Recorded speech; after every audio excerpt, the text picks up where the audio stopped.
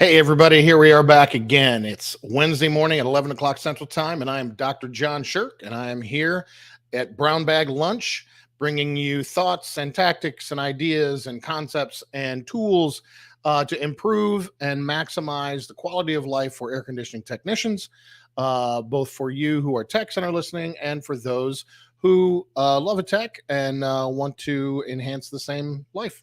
So, today I want to talk about empathy. Um, the world of home service and the world of commercial service does not tend to press the issue of empathy. It tends to press the issue of toughness. When I talk to older techs, they often say to me things like, "Man, these younger techs are getting soft," which is funny because I'm pretty sure when the previous generation was looking at these guys who were coming up, they also said the same thing. But it's just a tone, a mindset. Lots of men in the business, and so there's a little bit of testosterone pushing around. Um, but the thing I want to say is that, and this is directly because it is June 21st and it is hot outside. I mean, it's been 90 degrees many days in a row here in South Louisiana. It's that time of year in the air conditioning business. And so, empathy, why do I say that empathy is the key to everything in HVAC? Because everything in HVAC begins with customer service. Everything in HVAC begins with customer service. I'm going to say that one more time. Everything in HVAC begins with customer service. Now, it begins with customer service in the field, but it also begins with a customer service mindset with the people in the building who are handling the technicians in the field. Okay. And all of great customer service begins with empathy. Um, so let's imagine for a minute, we're not in air conditioning. Let's imagine we're in interior design. And I wanted to be an interior designer for your house. What do I need to know?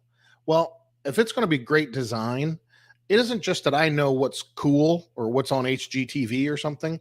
I need to know how you live. And I need to be able to put myself in your shoes, understand a day in your life. What does it look like in the morning? What does it look like when you come home? What does it look like when you do laundry? All of those things. All of that feeds into the question of what is great design. Well, in that same sense of design, the same thing is true of customer service. You have to be able to quickly put yourself into the shoes of a customer, or if you're a service manager or a dispatcher or a company owner, put yourself in the shoes of a technician. Now, when I say empathy, what am I saying here? It is the action. I took this offline or from online. The action of understanding, being aware of, being sensitive to, and vicariously experiencing the feelings, thoughts, and experience of another without having the feelings, thoughts, and experience fully communicated in an objectively explicit manner, right? That means if you're a manager of technicians, you need to be able to be in their shoes, understand how they feel how they feel without them having to overtly say, "This is how I feel." That's what empathy is. Same thing with a customer. If you walk into a customer and their house is hot, now what? How many times you walk into a customer's house and their house is hot, and what is their emotional state?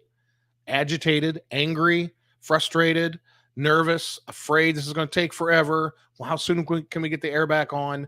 That kind of anger and anxiety that comes from a customer. If you can't have empathy for that customer in that situation, you might be in the wrong business. You just might. And if you're a service manager and you can't feel empathy for a technician in the field, you might be in the wrong business, right?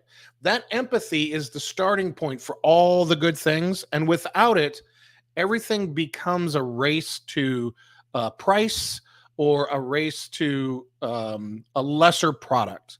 You can do without empathy if you want to sell a generic bag of corn with no concern for how someone's going to use it.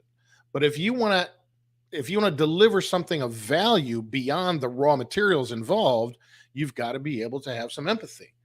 You know, in a typical company, a frontliner, a technician is saying, "I'm supposed to deliver excellence and please this customer," but there are all these policies and restrictions no one understands. The supervisor is saying, I'm supposed to make this frontliner perform, but I can't get them to care or listen to me. No one understands. The service manager says, I'm supposed to create a stable, profitable operation with all these frontliners and supervisors who don't get it. No one understands. The general manager says, I'm trying to make all these problems go away, get my ratios in order, and I just don't have all the tools and budget and staff I need to make it work. No one understands. And then the customer says, I'm really ready to spend some money out here, but these people's heads are all somewhere else. No one seems to understand. Okay. That idea that I'm the one everyone else needs to understand, it creates a logjam and is the reverse of great customer service. The idea is that we suspend our need to be understood, our need to understand where I'm coming from in order to understand where they're coming from. And in a management situation, if you're a service manager, that's being able to understand where that tech is emotionally, mentally, physically, and not just throw another call at them and just kind of churn them, just kind of push them till they can't go anymore. All right. Now, do you lower expectations? Absolutely not. Anybody who's been around me for a while knows I talk about two laws. I'm in charge, but you're more important than me. Meaning, if I'm the manager, if I have authority, I set the standard. I set the expectation. Everything from high level expectations about ethics and customer service down to what is our policy about wearing booties walking into a house. Everything in between. I set the standard. But as soon as I set the standard, the you're more important than me part means I now am available to that technician to help them be successful, not just to police my rules. Okay. So, but that by itself, that begins with understanding. Okay. So empathy is the key to delivering all great customer service to a customer. If you want to, if you're as a business owner, if you open new vertical markets, you've got to get into the mindset of that person. What is it? If you're a commercial air conditioning company and you want to start handling HVAC systems in surgery centers, okay, well, you got to start who is affected by this. It isn't just the surgeon. Who's in charge of maintenance? How is this place run? Who owns it? Like there's all the stuff that goes into it, but it all begins with empathy. So I'm doing this brown bag lunch today, and I suspect most people who hear this are going to say, well, duh, John, we know that. I know, but it still needs to be said.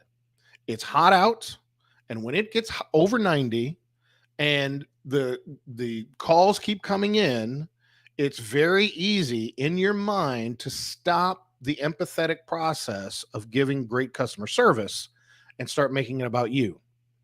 And if you're a service manager, the reason you need to make it about the tech and not about you is because they need someone supporting them so that they can be empathetic to the customer.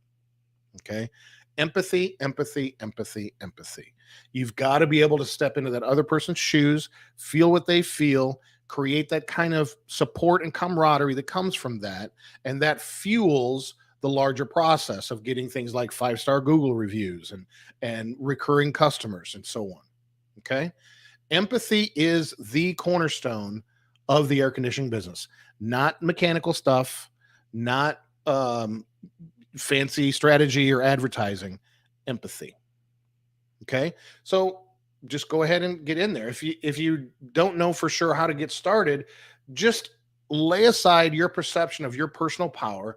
Assume you're not the one with the power, even though you have the experience, but they are the one who knows and understands, and you have to learn it from them every time over again in order to understand what they need from you. Okay. All right. That's it for this week. Empathy is the key to everything in HVAC. I'm Dr. John Sherk. Listen, if you're not listening to HVAC Joy Lab, you need to be. Our downloads are really increasing quickly. And so the thing is starting to take off. So go to Spotify, go to Apple Podcasts, Stitcher, wherever you listen to podcasts. Look up HVAC Joy Lab, subscribe to it. We have some great content coming out right now. And everything from health stuff for technicians to stories of people making the transition from tech to owner. There's lots of stuff there. So please go there, check it out, and get some benefit from it. Of course, as always, it's all free. So listen, Be safe out there, stay cool out there, and we'll see you next week.